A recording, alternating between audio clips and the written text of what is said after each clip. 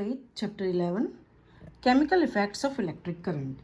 Your elders might have cautioned you against touching an electrical appliance with wet hands. But do you know why it is dangerous to touch an electrical appliance with wet hands? Have you observed? We have learned earlier that the materials underline which allow electric current to pass through them are good conductors of electricity. On the other hand, materials which do not allow electric current to pass through them are called poor conductors of electricity. Please underline both. In class 6th, we made a tester to test whether a particular material allows the electric current to pass through it or not. We found that metals such as copper and aluminium conduct electricity, whereas materials such as rubber, plastic and wood do not conduct electricity. So far, we have used our tester to test materials which were in solid state. Now the next question is, do liquids conduct electricity? To test whether a liquid allows electric current to pass through it or not, we can use the same tester. You can see the figure. However, replace the cell by a battery. Also, before using the tester, we should check whether it is working or not. Note that our tester is working. Let us use it to test the various liquids. Okay. So what is your observation? When the liquid between two ends of the tester allows the electric current to pass, the circuit of the tester becomes complete. The current flows in the circuit and the bulb glows. When the liquid does not allow the electric current to pass, the circuit of the tester is not complete and the bulb does not glow. Please underline it. Do you remember why bulb glows when the electric current passes through it? Due to the heating effect of current, the filament of the bulb gets heated to a high temperature and it starts glowing. Note down the observation. Well, though a material may conduct electricity, it may not conduct it as easily as a metal. As a result, the circuit of the tester may complete and yet the current through it may be too weak to make the bulb glow. We can use another effect of electric current to make another kind of tester. Do you recall that electric current produces a magnetic effect? What happens to a compass needle kept near when current flows in a wire? Even if the current is small, the deflection of the magnetic needle can be seen. Can we make a tester using the magnetic effect of currents? See figure 11.3, LEDs. There are two wires called leads attached to an LED. One lead is slightly longer than the other. Remember that while connecting to a circuit, the longer lead is always connected to the positive terminal of the battery and the shorter lead is connected to the negative terminal of the battery. You can see figure 11.4. Another tester is made. And in table 11.1, the good or poor conductor conducting liquids observation done with the materials. Actually, under certain conditions, most materials can conduct. That is why it is preferable to classify material as good or poor conductor of electricity. When salt is dissolved in distilled water, we obtain salt solution. This is a conductor of electricity. The water that we get from sources such as taps, hand pumps, wells and ponds is not pure. It may contain several salts dissolved in it. Small amounts of mineral salts are naturally present in it. This water is thus, please underline, a good conductor of electricity. We have found that common salt, when dissolved in distilled water, makes it a good conductor. What are the other substances which, when dissolved in distilled water, make it conducting? Okay, so let us find out. Most liquids that conduct electricity are solutions of underlying acid, base and salts.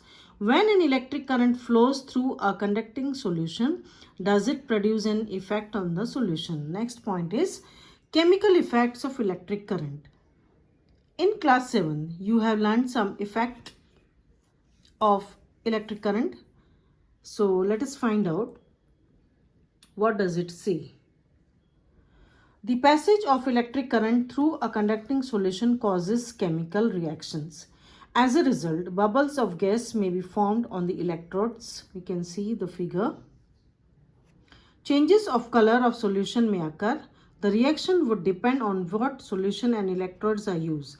These are some of the chemical effects of electric current. You can see testing potato.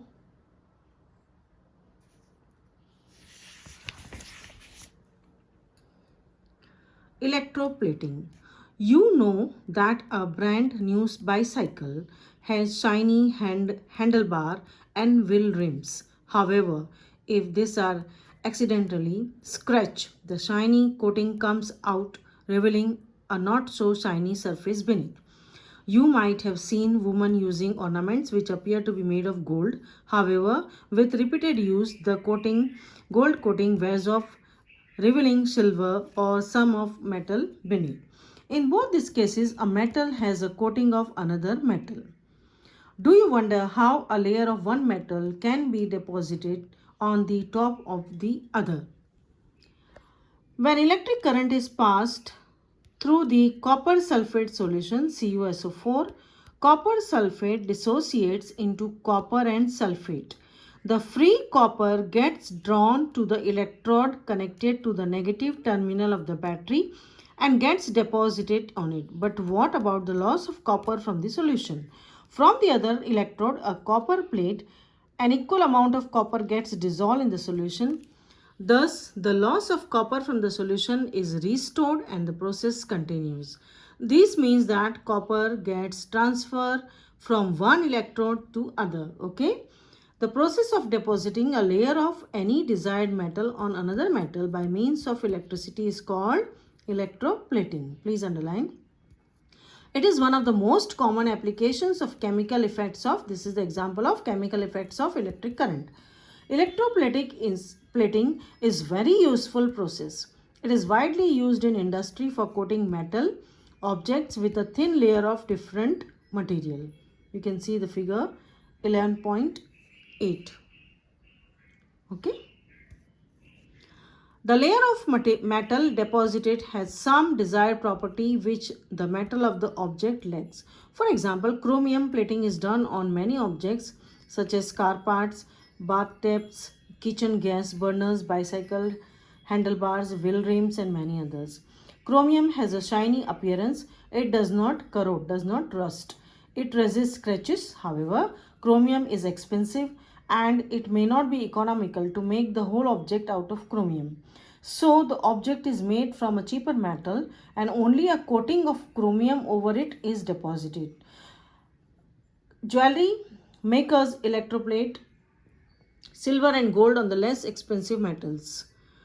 Tin cans used for storing food are made by electroplating tin into iron. Tin is less reactive than iron, thus food does not come out into contact with iron and is protected from getting spoiled. Iron is used in bridges and automobiles to provide strength. However, iron tends to corrode and rust. So a coating of zinc is deposited on iron to protect it from corrosion and formation of rust. Okay. What have we learned?